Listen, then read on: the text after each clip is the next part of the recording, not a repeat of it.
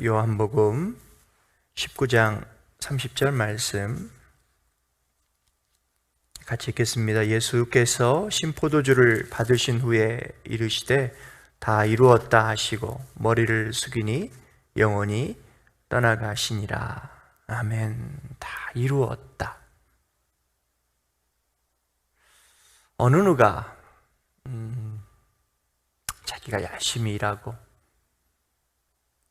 하루의 일을 잘 마치고 귀가하면서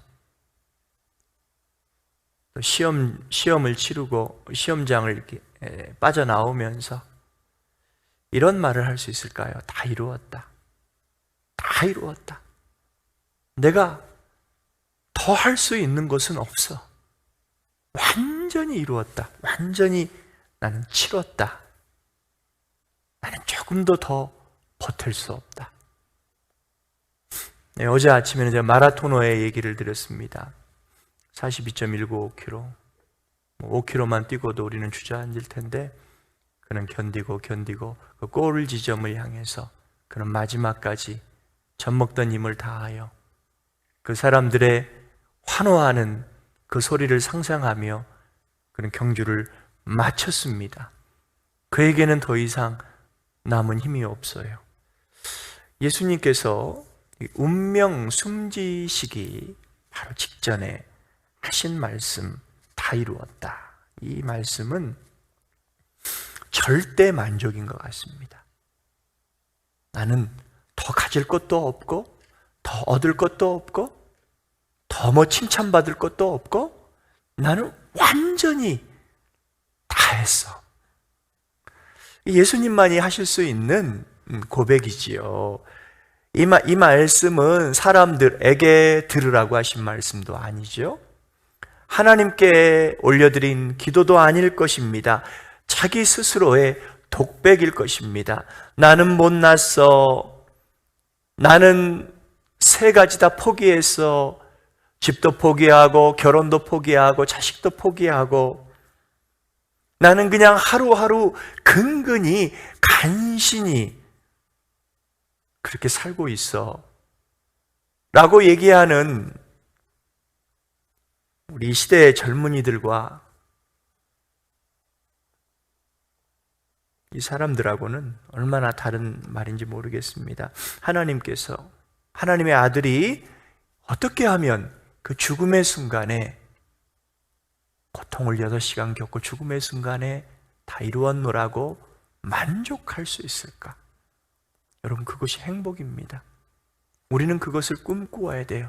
우리는 그것을 할 수만 있으면 땡겨서 우리 죽는 순간이 아니라 지금부터라도 우리는 이 만족을 경험하는 것이 우리에게는 절대 행복. 왜 절대이냐면 비교할 수 없는 행복이기 때문에 그렇습니다. 예수님에게는 하나님을 아는 일상생활이 있었어요. 하나님을 알았어요. 누군가 그랬죠. 제자들이 무엇이 하나님의 일을 하는 것입니까? 꼭 나들으라고 하는 소리 같아. 뭣도 해야 된다, 뭣도 해야 된다, 봉사도 해야 된다, 화장실 청소도 해야 된다, 뭣도 바쳐야 된다. 요구하는 게 참 많아요. 우리 교회 신앙생활 하다 보면은. 그런데 이 조목조목 따지고 보면은 참 나를 위한 게 별로 없거든요. 하나님의 일 한다는 것 자체가 나에게 유익이 되는 게 별로 없어요. 직접적인 유익, 당장의 유익, 눈앞의 유익이 없는데 자꾸 신앙생활 하면 할수록 그런 일들이 보인다는 거예요. 한번 생각해 보세요. 예수님께서는 완전히 하나님을 아는 분이었습니다. 이 땅에 오시기 전에 그분은 하나님과 같은 자리에 같은 공간에서 같은 영원의 시간을 살아오셨기 때문에 성부 하나님을 너무 잘 아셨어요. 그런데 오병이어의 기적을 행하신 다음에 예수님께서 행하신 일이 있습니다. 제자들을 배를 태워서 갈릴리 호수 건너편으로 보내시고 그분은 홀로 하나님과 만나셨어요. 왜일까요? 하나님, 나도 배고파요. 하나님, 저들이 나한테 왕이 되라고 하는데 하나님, 그래도 될까요? 그게 아니었어요. 하나님과의 깊은 교제, 하나님의 뜻을 몰라서가 아니라 그 뜻이 나에게 이루어져야겠는데, 예수님도 고민하셨다는 거예요. 십자가에 잡히시기 전날 밤, 목요일 밤이었죠. 최후의 만찬을 마치셨습니다. 한 제자는 예수님을 배반하기 위하여 자리를 떠나서 대제사장들에게 갔습니다. 예수님을 팔았습니다. 예수님은 몇몇 제자를 데리고 겟세마네 언덕에 올라가셔서 땀이 피가 될 정도로 그분은 하나님과 고민하셨어요. 그가 하나님을 몰라서, 하나님의 뜻이 무엇인지 몰라서 아니잖아요. 자신이 십자가에 못 박혀 죽는 것을 이미 아셨기 때문에, 그것이 하나님께서 내게 주신 잔임을 아셨기 때문에, 그럼에도 불구하고 그것이 나에게, 내 육신에, 내 정신에 어떠한 고통을 줄 것인지 그분은 다 아셨기 때문에 하나님과 고민하셨어요. 교통하셨어요. 하나님 뜻이 내게 이루어지기를 원하는데 주님 도와주세요. 하나님을 안다고 하는 분들이 많습니다. 그래야 되죠. 맞습니다. 저와 여러분들은 하나님을 아는 사람들입니다. 은혜를 아는 사람들입니다. 여러분 아십니까? 어린아이가 엄마의 젖을 먹으면은, 모유를 먹기 시작하면 처음에 분유로 바꿀 때, 이유식으로 바꿀 때 아이들은 그거를 쳐버립니다. 엄마의 모유가 얼마나 달고 맛있고 엄마의 가슴에 그 품이 얼마나 좋은지 알기 때문에, 하나님을 아는 사람은 오늘도 하나님을 알고 싶어하는 그 목마름이, 갈증이 있다는 거예요. 여러분들은 하나님을 아십니까? 예수님께서 십자가를 지시고 6시간 고난 고초 목마름을 겪으시고 마지막으로 우리에게 하신 말씀, 그분 스스로 독백하신 것은 다 이루었다는 거예요. 나는 다 하나님을 알았고 하나님의 뜻을 다 이루어드렸다는 거예요. 여러분, 그 가운데 만족이 있습니다. 절대 만족. 사람들이 너 행복해가 아니라 성령님께서 너는 참 잘했구나, 다 했어, 잘했어. 두 번째는 예수님께서 십자가에서 보여주신 그 만족에 담겨 있는 것은요, 자기가 자기 자신을 위하고 사랑했기 때문에 임하는 그런 만족이 아니었습니다. 완전히 이 세상 정신과는 180도 다르잖아요. 세상 정신은 뭐라고 얘기합니까? 너를 위하라, 너를 치장해라, 너를 가꾸라. 요즘 한국에 사는 젊은이들이 뭐 3가지, 5가지, 7가지, 아니 모두 포기했다고 하는데 그 3가지를 한번 생각해 보게 되었습니다. 첫 번째가 뭡니까? 결혼을 포기했대요. 제일 하고 싶은 게 젊은이들이 뭐겠습니까? 사랑하는 사람하고 한 지붕 앞에 안에서 오손도손 음식에 먹고 사는 게 아니겠습니까? 그게 그들의 자기 위함이에요. 그런데 그게 힘들어졌다는 거예요. 제일 하고 싶은데. 애를 낳는 것, 여러분, 그 자식들을 키우는 게 보통 힘든 일이 아니잖아요. 애를 낳으면 기뻐요. 키우면 즐거움이 있어요. 그런데 말이죠, 그토록 가지고 싶었던 애를 갖고 낳아 키우고 학교 보내면서 부모들이 겪게 되는 그 어려움, 고민, 때로는 내 자식에게 다 주고도 덜 준 것 같아서 미안한 이 마음, 자식으로는 우리에게 만족이 없습니다. 사랑하는 사람과 사는 거 기쁜 일이고 복된 일이지만 그 자체로는 우리에게 만족이 없으니까 그렇게 싸우고 그렇게 다투지 않습니까? 집은 어떻습니까? 깜짝 놀랐어요. 서울에 있는 18평짜리 아파트, 방 2개, 거실 하나, 화장실 하나, 2사람 가면 꽉 차는 발코니. 여러분, 그 18평 아파트가 5억이 넘는답니다. 우리는 여기서 집 팔아도 18평 아파트에도 못 들어가요. 나와는 상관없는 일이야. 내 아이들하고도 이거는 관계없는 일이야.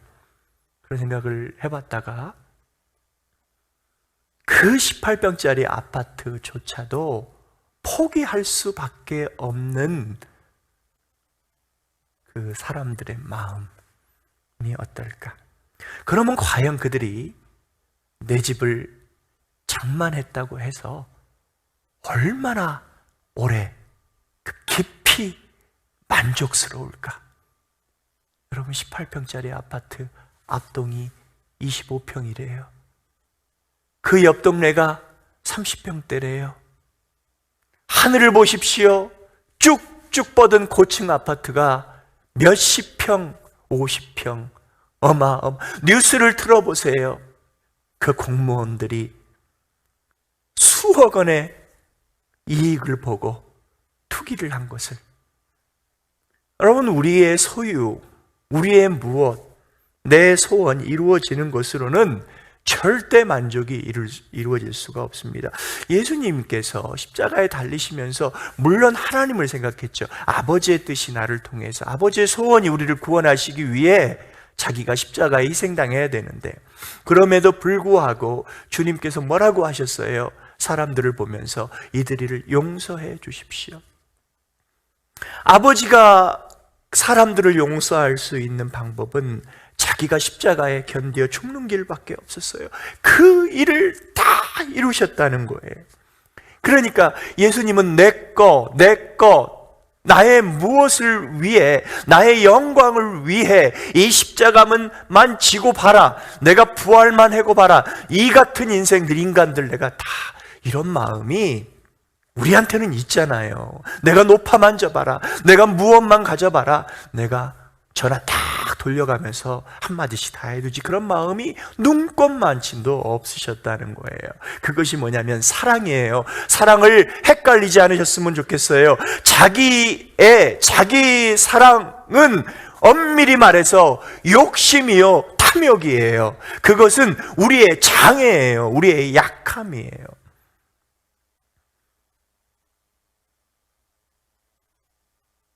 예수님이 보여주신 다 이루심 가운데에는 사랑의 완성입니다. 더 줄 것이 없는, 다 준. 인도의 한 농부가 그 저수지 옆에 땅을 개간해서 농사를 지었답니다.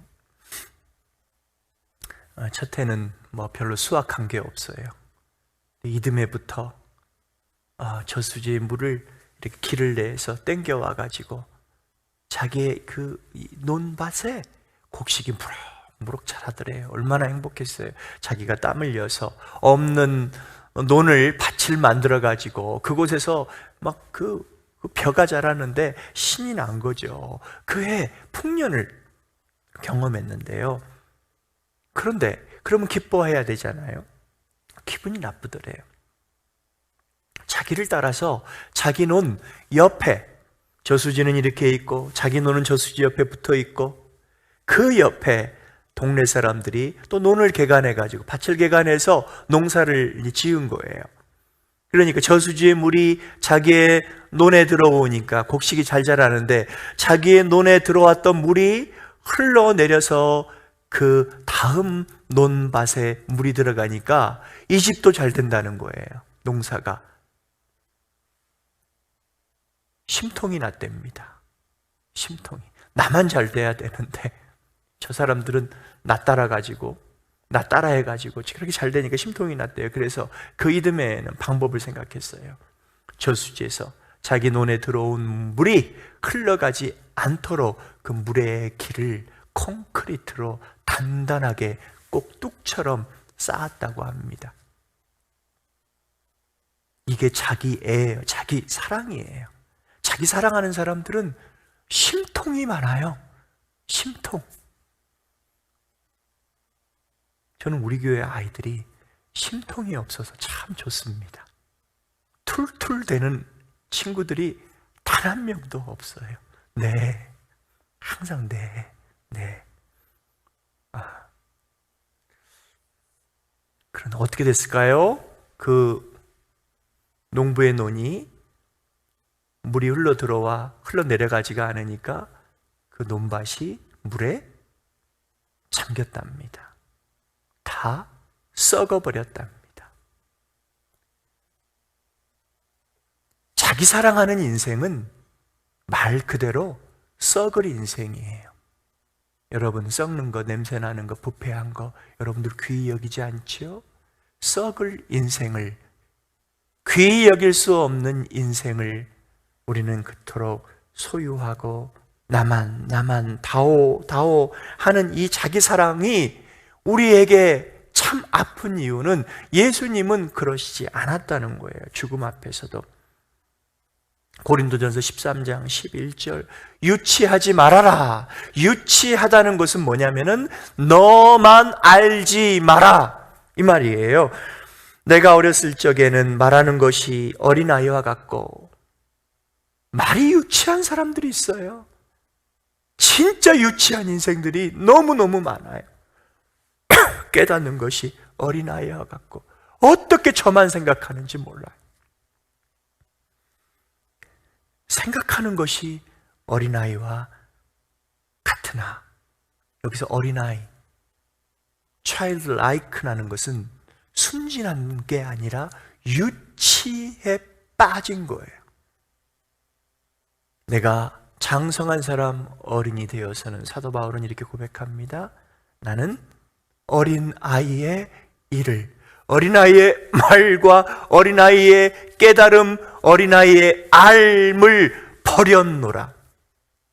십자가 앞에 나아갈 때마다 우리 주님이 절대 만족하신 이유는 하나님을 아는 기쁨이 그분에게는 있었고, 그분은 우리에게 남김없이 더할 수 없는 사랑으로 넘치도록 사랑해 주셨다는 것, 여러분 기억하셨으면 좋겠습니다.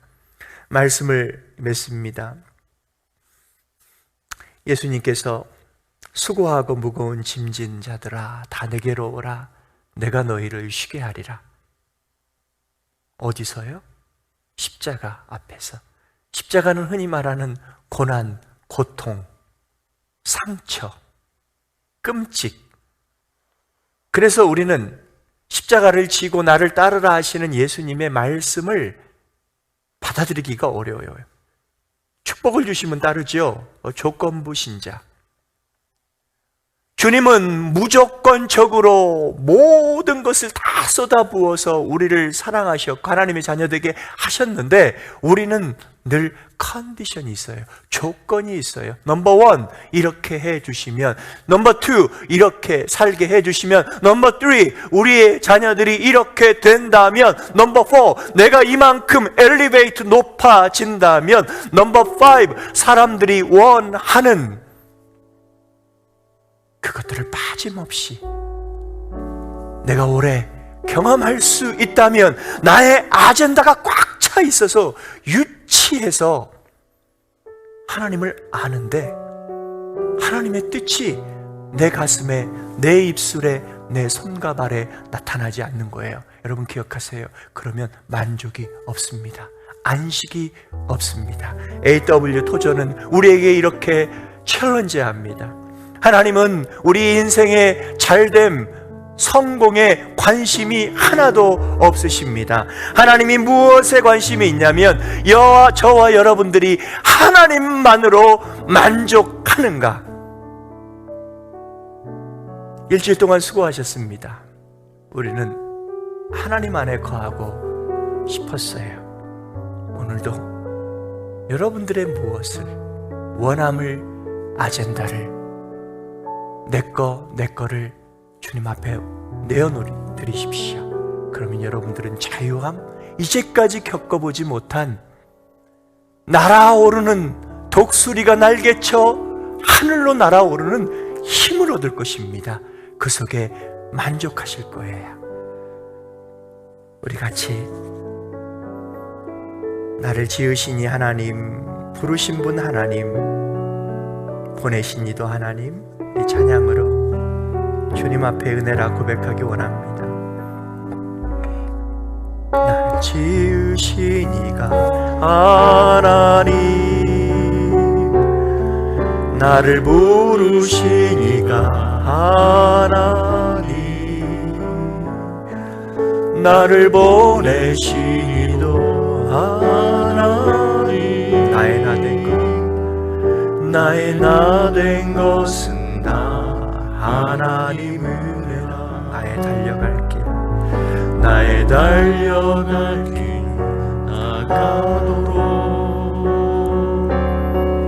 나의 마지막 호흡 나도, 나로 그 십자가, 나로 그 십자가 품게 하시니, 나의 나 된 것은 다 하나님 은혜라. 한량 없는 은혜,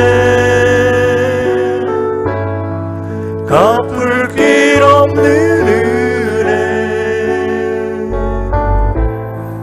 내 삶을 애워싸는 하나님의 은혜, 나 주저함 없이 그 땅을 밟음도, 나를 붙드시는, 나를 붙드시는 하나님의 한량없는 은혜, 주님의 은혜, 사랑, 한량없는 은혜,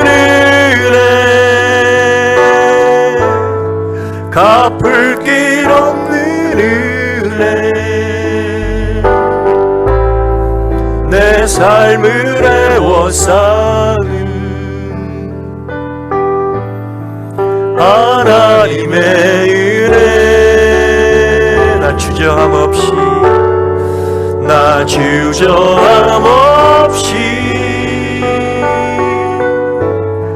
그 땅을 밟음도, 나를 붙드시는, 나를 붙드시는 하나님의 은혜. 예수님께서 왜 이렇게 만족스럽게 마지막 호흡을 쉬셨을까요? 왕이 되어서가 아닙니다. 그분의 제자들에게 의해 아름다운 환송을 받으셔서도 아닙니다. 하나님을 알았어요. 하나님의 기쁨이 어떻게 임하는지가 알았어요. 전에는 하나님께서 예수님에게 말씀하신, 너는 나의 사랑하는 아들이여 나의 기뻐하는 자라, 그런 음성조차 그 십자가에서 들리지 않았지만 예수님은 알았어요. 하나님이 나를 얼마나 기뻐하시고 얼마나 사랑하시는지. 사랑하는 여러분, 하나님을 더 힘써 아셨으면 좋겠습니다. 하나님의 뜻이 머리에서 나의 가슴으로, 나의 입술과 손과 발로, 나의 시간과 나의 재물과 나의 직장과 나의 가정에서도 하나님의 뜻이 이루어지는데, 주님, 나도 예수님 제자 되어 쓰임받고 싶습니다. 같이 기도하기 원합니다. 하나님, 그렇습니다. 사랑해 주시니 감사합니다.